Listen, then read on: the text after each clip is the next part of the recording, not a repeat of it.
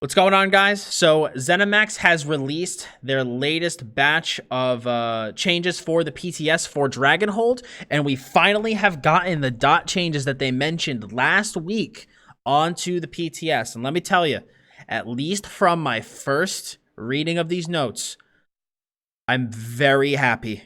I'm very happy, and it's good to be happy about patch notes.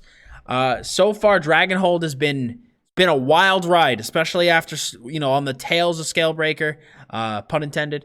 But this is looking to be a good patch now. This is really, I'm actually very excited, at least on paper, for Dragonhold, and I am really happy to be getting out of the Scalebreaker meta into what we're going to be seeing in Dragonhold. I think that this DoT rebalancing was the perfect thing that they needed to do to take the patch from being a dumpster tier patch to actually a good follow-up to Scalebreaker. And I am hoping that now that they have adjusted all the DoT numbers and everything is in place, I am praying that going into quarter one of 2020, how many 20s? That we are going to start to see less drastic changes. I don't believe we should be seeing 25, 50, 60% changes anymore going into next year. At least I pray we don't. My heart can't take that. But I'm happy with these numbers. So for those of you who do not know, this patch, this PTS cycle was basically all about the dots. As we know, dots are way overtuned in Scalebreaker. Initial Dragonhold patch, they nerfed them so bad that they were actually completely useless, but now they are buffing them back up so that they will basically be a 33% difference between what is on live and what is going to be next patch, which I do feel is very appropriate. I think a 33% nerf to the absurd dots that we have now is really, really good. In addition, they also, because I'm a Dragonknight player, they buffed Dragonknight dots a little bit more to separate DK dots from everybody else. Very good change, something I wanted to see and I asked for, and I'm glad that we got it. And we also saw some changes to DK sustain with the for those of you who don't know, with combustion now having no cooldown. I think that was actually in the previous week's notes. But with no cooldown to combustion, so now DKs have much more reasonable sustain. So I'm very happy, very happy with last week's notes and this week's notes. I think they took what was, in my opinion, just straight up horrendous start to Dragonhold, and they're super turning it around, and I'm actually really excited. Really quick, just for a stream things, I am recording this on stream. Yes, I'm not streaming WoW tonight because my threes partners are not online. I messaged them and they did not respond to me, so figured we're just going to play ESO, go over these patch notes. I do need to farm some tier 1 rewards, so may as well just get those over tonight, and then we will be back on WoW tomorrow. So let's get, if you guys want to read every other thing about the patch notes, I'm going to put a link in the description below. I frankly don't want to go over any of this. I just want to cover combat. So, Boneyard. Increase the damage per tick of this ability. It's morphs by 20%. Frozen Colossus. The major vulnerability from this ability and its morphs now lasts 8 seconds after dealing any damage rather than 3 seconds after the final smash. Enemies hit by major vulnerability cannot be affected by it again for 20 seconds after it is applied. To prevent situations where this debuff could be kept up indefinitely by rotating an army of Necromancers. So I believe this is actually a net buff from what it is on live in terms of the duration of one major vulnerability. Like assuming you have one Necro in group that drops major vulnerability, I think it's a duration buff from just that singular Necro. But obviously, in terms of just a whole raid team having multiple Necros, it's obviously going to be a nerf. But I feel like this is a pretty decent compromise between PvP and PvE. Because in PvP, the Colossus was going to be all kinds of useless, with the smash being on the final hit, it only being 3 seconds. It was going to be beyond worthless for PvP. I even tested it in duels, and it was just like a noodle. It was terrible. But with it having now 8 seconds on any smash, it's very similar to the way it is now, except for the duration is buffed. So from a PvP perspective, this is a very good change. From solo PvP perspective, this is a very good change. And from a PvE perspective, now look, I haven't done trials in a while now. I've been taking a break from trials, but I think this is a very healthy change for the game.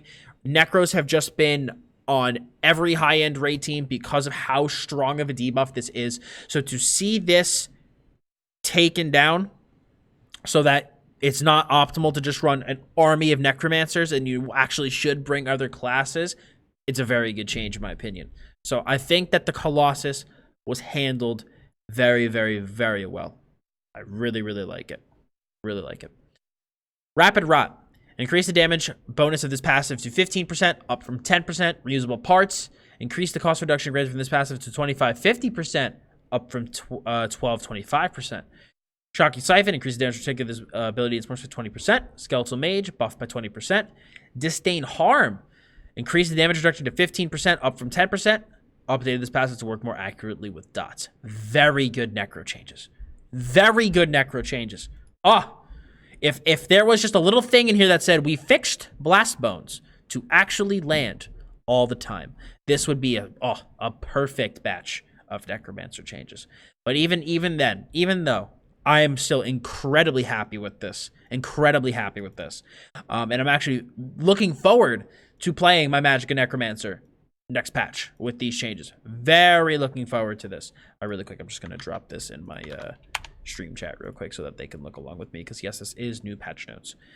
So moving into the rest of the combat notes. In response to much of your feedback, we have increased the standards of our dot damage over time abilities by 20% compared to the original pass on PTS 5.2 to better encompass the fact that there are many dead zones of time where abilities fall off between where you can reapply them. The overall goal is to still reduce situations where running all dots is the optimal way to play in order to have the most DPS, while still ensuring that those playstyles are viable and can change up pace of combat when compared to other ability types. Good paragraph. Very well said. Fiery Breath, 50% dot increase. Searing Heat. Fixed an issue where this passive was not applying to Dragonknight standard in its morph. Love to see this changed. Love to see this change. This is a really good bug fix for DKs. Standard is going to be really strong now that's actually going to be affected by Searing Heat. Searing Strike. Increase the damage per tick of this dot by 33%. 33.333. Haha. Molten Weapons, Molten Armaments. Fixed numerous issues where the heavy attack damage bonus from this morph was not applying to attacks it previously had, such as Restoration Staves or your offhand dual wield attack. So another bug fix. I love the DK changes, man. Combined with last week's changes, this is just very good. There's a very good stuff here. I'm really glad to see this. Nightblade, Assassination Teleport Strike. Lotus Fan, dot was increased by 20%. Twisting Path, buffed by 20%. Summon Shade, buffed by 20%. Also, Shadow Image. This ability's teleport range is now once again 28 meters and is always reflected on the tooltip and ability bar. It will not be affected by range enhancing tools such as Battle Spirit, Reach, or Propelling Shield. Good change. Very good change. Oh! I didn't see this! Hold on! Reduce the base cost, Veiled Strike. Reduce the base cost of this ability and Concealed Weapon to $22.95, down from $2,700. It only took 2.5 years of me playing this game. Oh my god, I'm so hyped up, dude.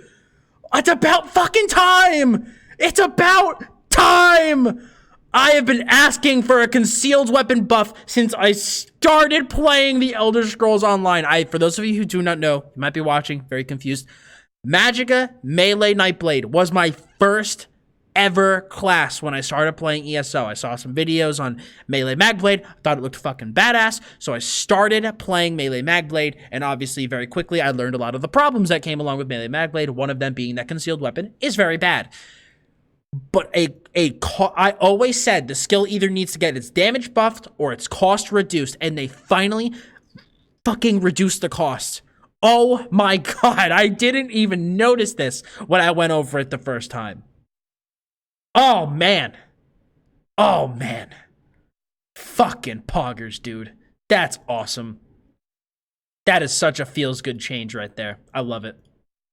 I'm about it. I'm fucking about it, dude. The Umbra build, boys. Be on the lookout. I might be able to take some sustain out of that build. Might be able to take a little bit of sustain. I gotta see. Once I test it a little bit. Gotta see. But, oh, man. Let me check real quick. I know I'm in the middle of making a, patch video here. Let me see. What am I running? Am I running all No, I have one reduced cost glyph. Oh, I might be able to take that off. Oh, beautiful. Beautiful. Cripple. Increase the damage for take of this ability. It's morphs by 20%. Good. Sorcerer, Storm Calling, Bolt Escape, Ball of Lightning. This morph no longer stuns its enemies at its end location. It does retain the new addition of gaining the standard immobilize immunity after casting it to help this morph stand out as a defensive escape tool. Fix an issue where this morph is only absorbing spell-based projectiles rather than any, as the tooltip indicates. This morph now, Shriek. This morph now continues to stun enemies at the end location, but... Oh, so this morph now continues to stun enemies at the end location in addition to stunning enemies behind you after your ending. Note that the damage only applies to enemies you pass through. So I think this is going to be, I guess, stuns behind you and stuns in front of you. So just like anybody around you, basically, and behind the cone, or I guess in the little AoE when you land. That's good. Ball of Lightning was looking to be super, super OP. And I'm glad to see that they moved all the stuns onto Shriek and kept Ball of Lightning as the more defensive morph. I feel it's a very, very appropriate change. Lightning Splash. Increase the damage over time of this ability. It's by 20%. Good. Bound Armor. Bound Armaments. Increase the damage that each dagger deals by 21%. Summon Unstable Familiar. Increase the damage per hit of this ability and its morph's basic attacks by 20%. Pulse Attack was increased by 20%. Wing Twilight. Buff by 20%. Pretty standard with all of these changes. Templar. Aging Spear. Luminous Shards. Decrease the base cost of this ability and its morph to 4320, down from 4950. Note that it still continues to decrease in cost based on rank, down to 4050. Blazing Sphere. This morph now increases the total damage up by 20% compared to the base ability rather than 10%. Spear Shards increase the damage per tick of this dot and its morphs by 50%. Good. Good. I'm glad to see that Shards was basically kind of distinguished as being different from like Lightning Splash, because originally they had Shards in the same category as Lightning Splash, and no Magplar was being like, okay, gotta use my ground AoE, let's slot Shards. Like, no one was doing that. So I'm glad to see that to me, this identifies that they, even though it's a small cost decrease, like, I mean, it's pretty sizable actually, 730, but, or excuse me, 630. But it shows me that at least they're seeing that this is a more utility skill. It's not a it's not a primarily damage focused skill. So it seems that they're putting it in its own category. So good. But yeah, the thing with the pet buffs, guys, is they're buffing the attacks from the nerfed values. Do keep that in mind to be on par with the other standards and stuff. So we'll see if Zeusork makes a resurgence. I really hope it doesn't, but we shall see. All these Zeusorks are getting their dreams back, and my Dizzying Swing is still gone, but we'll talk about that later. Dawn's Wrath. Sunfire increased the dot by 33%. Solar Barrage increased the dot by 22%. Cleansing Ritual does more damage. Now, once again, deals damage equal to the healing coefficient. Warden Animal Companions. Dive. This ability needs more now. Set the target off balance if you're 7 meters or further rather than 12. Good. 12 is way too long. Cutting Dive. Increased the bleed by 43%. Excuse me. Swarm increased the dot by 20%. Winter's Embrace. Appealing Shards reduced the cost of this ability to 3240, down from 4536, since the primary function of this ability is utility rather than damage. But Winter's Revenge, they buffed by 80%. And this will allow it to stand out from other dots. So they want you to use the shit out of Winter's Revenge. Poof. It is a big buff, man. It is a big buff. Gonna be really, really good skill. Very, very good. That's quite fucking sizable. 80 fucking percent, dude. I hope we don't see Winter's Revenge nerfed by 90%. So let's see. Hopefully they tested this one. I haven't tested this on the PTS yet, or I've seen what the numbers look like. But let's see what happens. I don't remember what the original nerfed value was. Hold on. ESO patch notes 5.2.0. I want to fucking touch on this real quick. Hold on. So Winter's Revenge. Wow. So they nerfed Winter's Revenge by 33% in 5.2. And they just buffed it by 80%.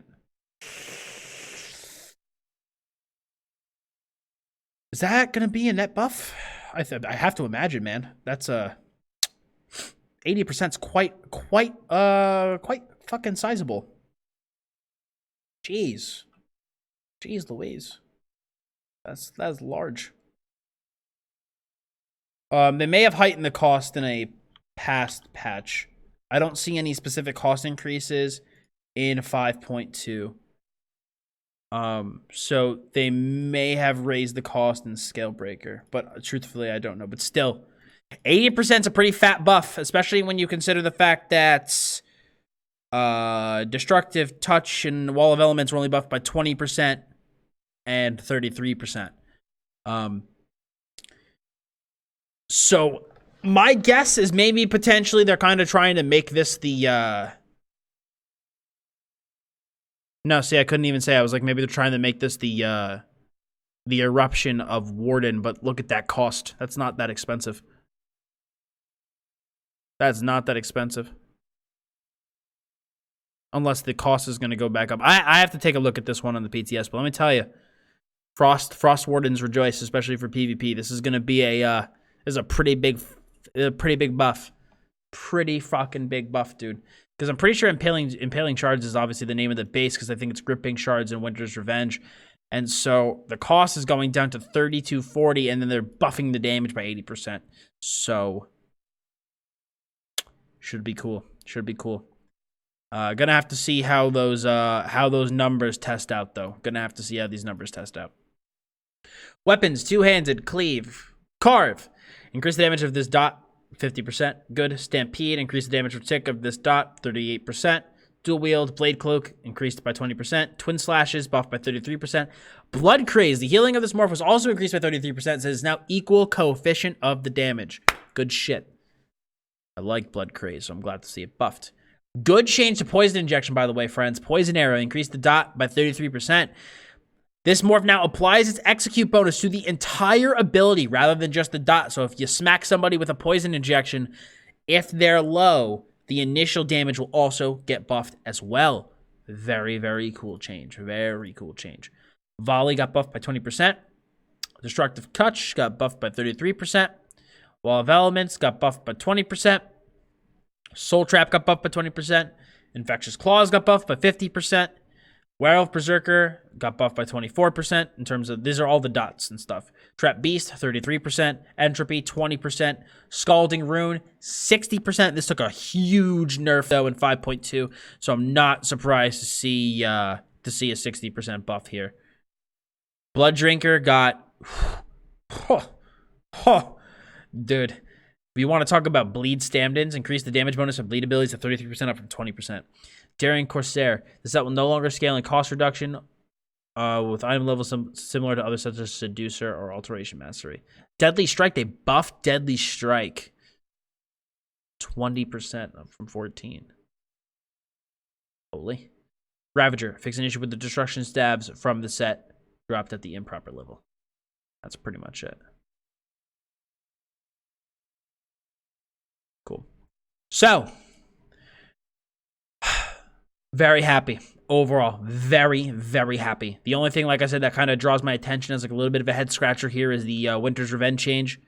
Seems a little much to me, but granted, this is just on paper. I want to obviously look at the numbers on the PTS to see whether or not this is the case. But man, for the first time, probably 6 months, I'm really happy about a set of patch notes because I hated the entirety of Scalebreaker, hated every set of notes that they put out, and I hated basically every Dragonhold patch notes that they put out except for last week and this week. I finally feel like we're beginning to take a step in the right direction. And exactly, somebody in my chat saying, yeah, don't worry, it's an 80% buff, but it's going to be a 90% nerf. That is something that, because I want to end on this, because I'm pretty sure this is probably going to be one of the last patch note reviews I do prior to the actual live patch going. So I'm not going to review the live patch. It's pretty much going to just be a combination of all this stuff, and I've already gone through it once already. I want to, if I need to drive 1 point home, I want it to be that Zos, you can't do this again. You used up all your points. You used up all of your patience points with your community, I think. No, or most of the end game people who primarily focus on combat. Your patience points have been spent. Okay? At least in my opinion, if we see another patch with numbers like this, it's going to be really bad. It's going to be really bad. We shouldn't, I hope next year we don't see 50, 60, 70, 80%, changes to skills anymore. I hope that you have at this point, you've kind of gotten your numbers to a place that you're satisfied with. And you can just maybe tune little bits, little knob tuning from there, 5, 10, 15 in some cases, that maybe really extreme cases, 20%, but I don't think you are going to really hurt your player base, I think, if you go back to do it, if you do this again in Q1 of 2020. Okay, because this right here, this is a good set of notes. This is, in my opinion, you guys looking at Dragonhold and going, oh man, that was a little too much, boys. I think we hit that a little too hard. So I think at that point, you realized, you sat down, you looked at your numbers, you adjusted things, and things are much more reasonable. The dots are more reasonable. You took DK, the dot class, you made them more dot focused. You took you made their dots stronger. You took Necro, also a very dot-focused and anti-dot class, and you really gave them that identity. A lot of good stuff. Concealed weapon, you changed concealed weapon. Oh my god, thank you. This set of notes, like I said, Winter's Revenge is not even a bad change. It's more like a question mark. But this set of notes right here is really good.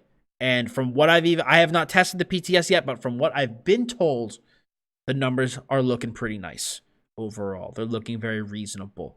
So my hope is that going into next year, we see more reasonable number tuning. If you want, we just see more reasonable number tuning. And if you feel like, well, we can only balance the game 4 times a year and we need to deploy these big numbers, these big changes, because we won't be able to balance it again until the next quarter, figure out a way to do mid-quarter combat changes.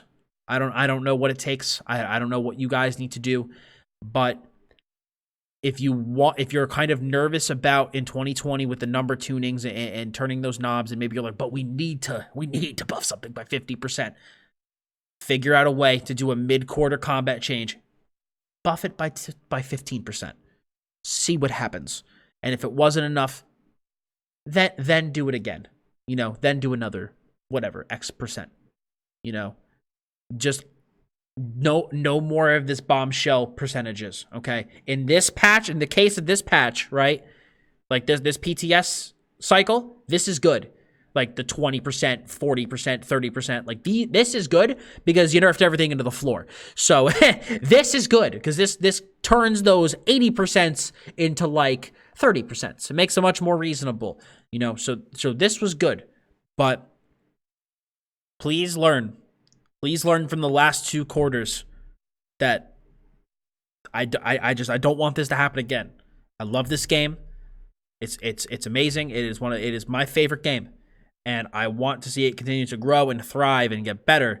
And ping pong balancing is not the way to do it. You will drive people away. So yeah. Overall, like I said, though, very happy, and it feels good to be happy. It feels good to be happy with a set of patch notes. Very well done, Zoss. I really like these notes. Really, really good. From what I've even heard on people on the PTS, things feel fun. They feel good. So I'm now excited for the Dragonhold patch. I'm very excited for Dragonhold. I'm very excited, especially the way you treated my DKs. I appreciate it. Which makes me happy because the two feedback points that I left on the Dragonknight feedback thread were directly incorporated into the class, which makes me feel very good that I was like, yeah, try this. And that's actually similar to what happened. So it makes me happy to see that's the type of stuff that went through. And there was even some stuff that I didn't even think about that got through that I was like, wow, this is a really good change, So very happy about that. In regards, I see some people asking about Stonefist. Stonefist did get some changes in the previous iteration. If you guys want to see those, you can check out my last patch notes video. And I believe they are currently working on the animation. It is not done yet. They are working on it. I don't know if that's going to come in time for Dragonhold, if we're going to have to wait for Q1 for that animation. I do think that no matter what, they do address it. They should address it in the live notes. They should say the Stonefist animation will be ready. Maybe just give us an estimation. Give players a timetable where they can expect to not be meme fisting all over the place. Okay, give them a bit of an expectation there. But even the changes to Stonefist, I think, were a step in the right direction. They let out this dumpster fire of an ability, and they are starting to tune it and make it better. And granted, I haven't tested it since the changes, but at least they're making it better. They're going, okay, we realize that this is very bad. We need to change this and we need to update it. So I'm happy. I'm very happy. I feel like a lot of the criticisms that myself and others were giving to ZOS, they took into account and they made changes. And I know even some people were like, oh, they're out making the changes that they need to make. To me, a lot of this over the last 2 weeks, to me, at least my frustrations with Dragonhold, this is the stuff that is beginning to be addressed. And it really makes me happy. Now, I know everyone's mentioned to me about Dizzying Swing. Just an acceptance thing at this point. It's clearly, they haven't addressed it in a couple weeks. Dizzying Swing's gone. It was what it is. Am I a little upset that they didn't even try to balance the ability and they just dumpstered it? Of course I am. But at this point, it is what it is. You just kind of got to accept it at this point. Last little shout out for Dizzying Swing, though. I do think the skill would be okay if you just left the stun on it, continued with the damage nerf, and buffed the cast time back up, bring it back up to 1 second. Nobody complained about it when it was a 1 second cast time. Especially now that you did nerf Onslaught pretty significantly. Bring it back up to a second. I think would be good. I think would be good. And then make a change to Wrecking Blow. Make Wrecking Blow be not terrible. Make Uppercut great again. Okay? Make Wrecking Blow something else. Maybe give Wrecking Blow the off balance instead of Empower. And keep Dizzying Swing as the stun. I think one thing I tossed around was keep Wrecking Blow with, like, by the way, something that somebody else addressed. I just remembered this. I didn't see changes. I want to actually bring this up now that I'm talking about this. I'm remembering. I don't see any changes to Flurry or Uppercut, which were nerfed to meet the new DoT standards, and I don't see buffs to them. So, people in stream chat, or anybody watching a YouTube video, maybe go point that out to them, because I don't see that addressed. Because in 5.2, I believe is when they nerfed Flurry and Dizzying Swing to meet the new DoT standards, and then they rebuffed the DoTs, and now Dizzying Swing and Flurry are still nerfed. So, maybe those do need to be rebuffed. Maybe those do need to be buffed. Rending was buffed. Rending was buffed. But Flurry, the stabby, as well as Dizzying Swing are still nerfed. So, I mean, I think what they could even do with D-Swing, like I said, is they could, assuming that they do adjust the damage again. Let's say they bring the Wrecking Blow damage up, right? And they keep the 0.8 second cast time, right? So the morph of Wrecking Blow would be, let's say, deals higher damage, has a shorter cast time, and sets your target off balance. And then Dizzying Swing could be like, has a longer cast time, deals less damage, but stuns your target. Something like that. So keep the 16% nerf on D-Swing. Or if maybe that would make Wrecking Blow too strong because you'd also have the increased damage. You'd have increased damage and you would have off balance. Maybe just keep it as Empower, but just increase the damage and reduce the cast time. So just, something to, I think, differentiate those morphs more from each other. Make Wrecking Blow not so useless and give Dizzying Swing a stun. I just think that that'd be cool. Be something nice to use. Like I said, I would like to see the ability balanced in some way, rather than just being like thrown away. But that's like my last little plea for D-Swing. Bring the cast time back up. Just, I don't know. I'm tossing around a lot of ideas, but the general gist of what I'm trying to get to is I just want to see the cast time to Dizzying Swing brought back up and the stun kept. as a way to keep the stun, is by bringing the cast time back up. Nobody really bitched about the ability at that point. A lot of people even thought it was bad at that time.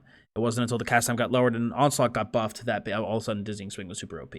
So just one last little for Dizzying Swing. But I don't think it's coming back realistically. But it's okay. The rest of these notes, really, really good. I'm incredibly happy, and I'm excited for the future. So let me know what you guys think. What do you think about the patch notes? What do you think about these new DoT adjustments? Do you think it was enough? Do you think it was too much? What do you think about the future of the Dragonhold patch? Are you considering, if you're not playing, maybe you're taking a break from ESO, you're going to be coming back, or is this not enough to bring you back? And if you are still playing, what do you think of these changes, and how happy are you compared to Scalebreaker? I just want to hear what you guys think in the comment section below. If you guys like this patch notes reading, please smack a like on the video, and for more great ESO content, please hit that sub button as well as hit the bell to keep notifications on. So thank you all so much for stopping by. Appreciate it as always. I'm DoT Gaming. I'll see you all in the next one.